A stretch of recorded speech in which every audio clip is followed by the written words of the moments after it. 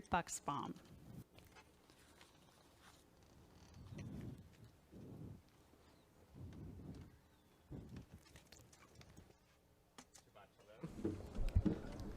Let's see, can everyone hear me in the back? Excellent. 2 decades ago, under a starlit Arizona sky, I embraced my friend's goodbye for what I thought might be the last time. As the dry heat of summer enveloped us, I mounted my bicycle, the pitch black path illuminated only by a faint flashlight. The desert sprawled ahead, and with it, the potential threat of rattlesnakes lurking on the still warm pavement. Having already biked over 2,000 miles from the East Coast, this post-college cross-country adventure had been shared with 2 of my closest friends. We had set out to achieve the goal of biking from the Atlantic to the Pacific, but we split up that morning. They headed towards San Francisco, and I took a shortcut to Los Angeles in order to make it back in time for my post-college job start. On the road, I felt utterly alone in the dark, even panic-stricken at times. I eventually made it to the Pacific and achieved my goal, but the feeling of loneliness that I felt that morning stuck with me.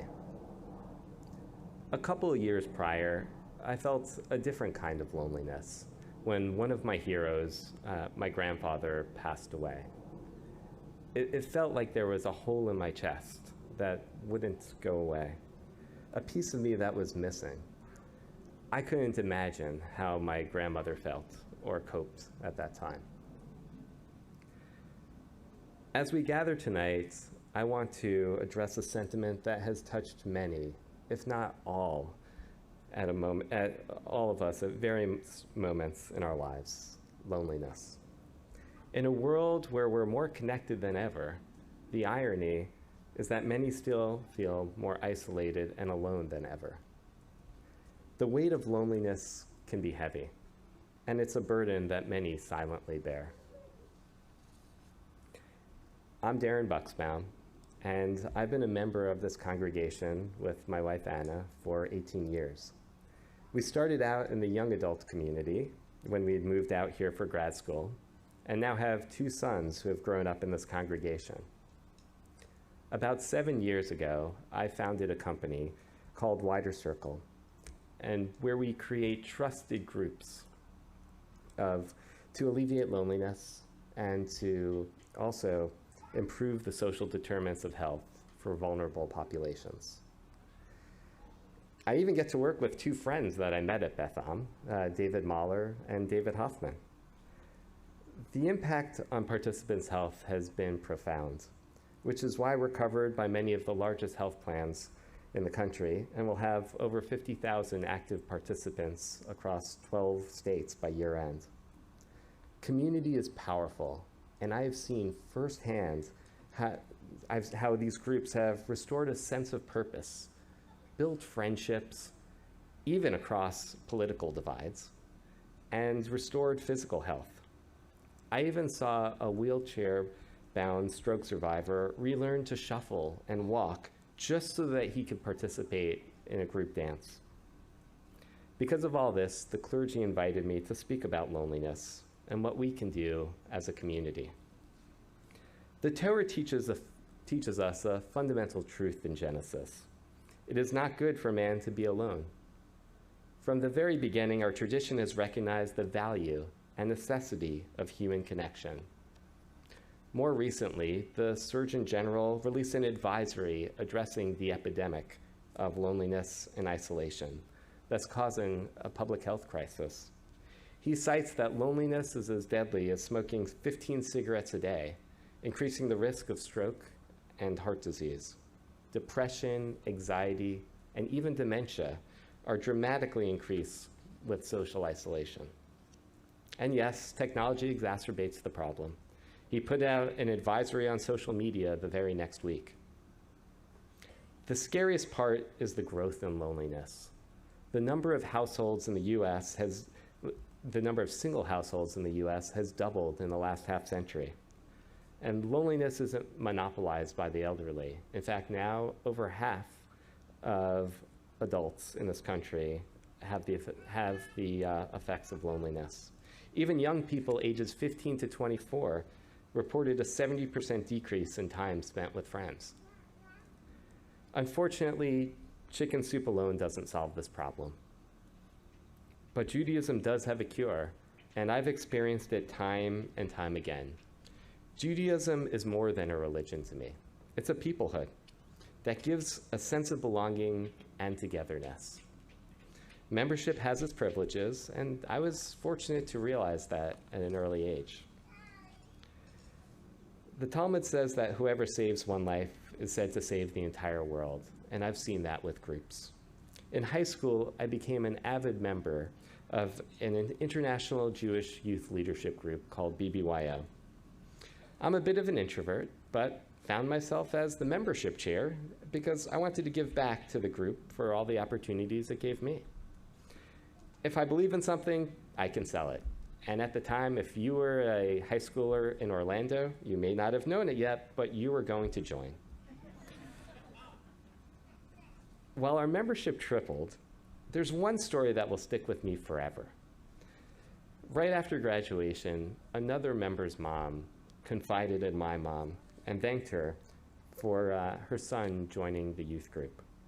She also confided that before joining the youth group, he had suffered from depression, isolation, and even suicidal ideation.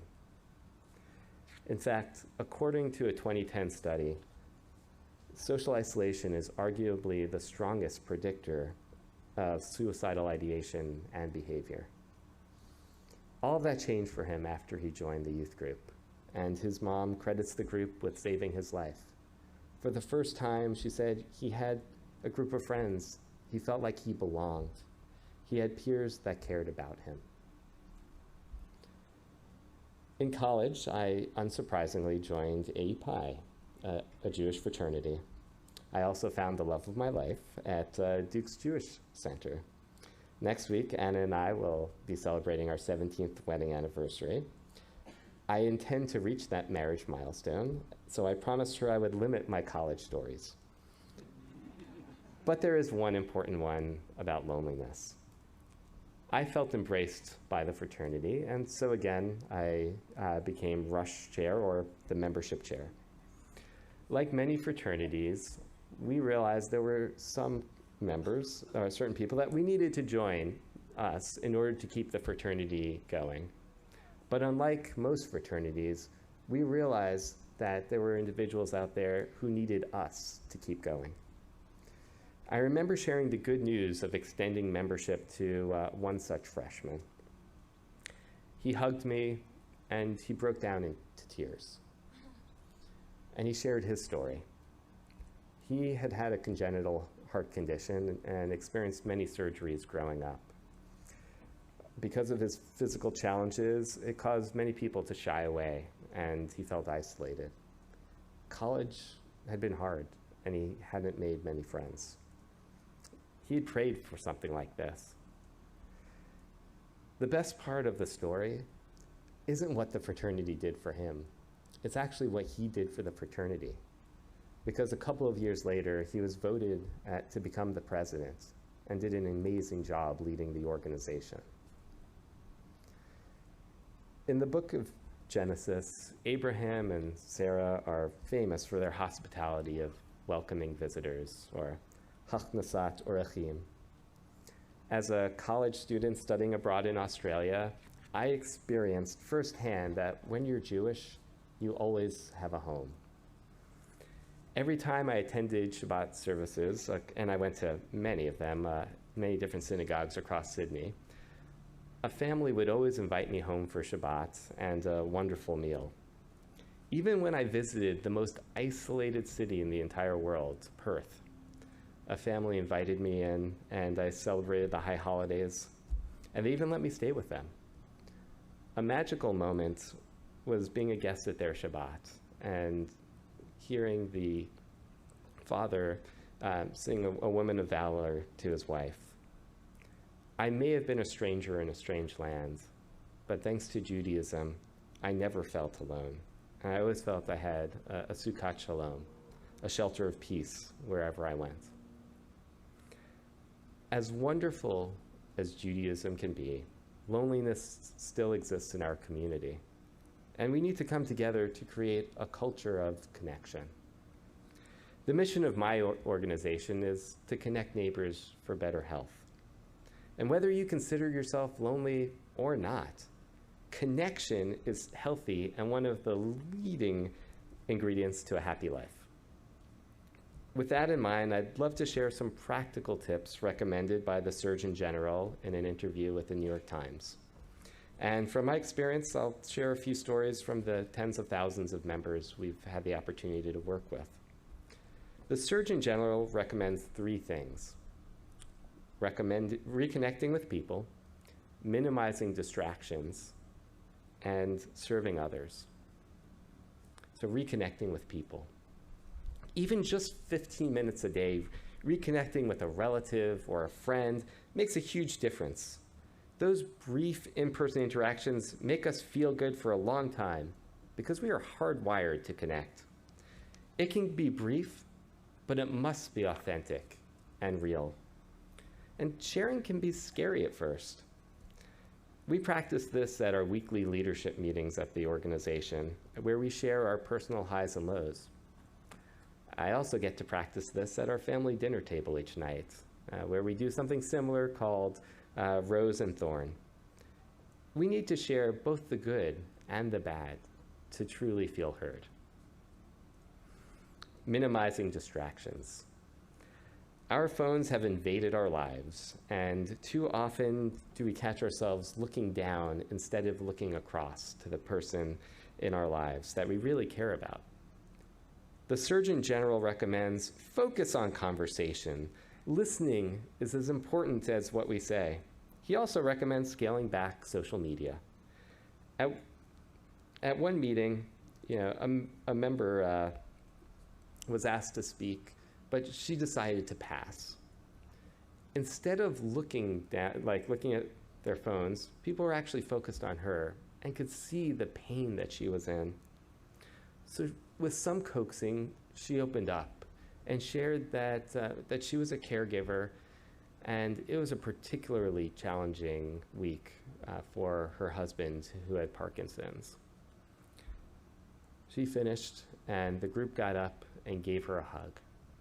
And you could see the smile come through her face whilst tears were still streaming down it, and the joy that it sparked in all of those around her in that group. And the third, serving others. Gandhi has the saying that the best way to find yourself is to lose yourself in the service of others. It's been well studied that volunteering strengthens social networks and restores a sense of purpose. According to Dr. Murthy, when we help others, we establish an experience or a connection with them, but we also remind ourselves of the value that we bring to the world.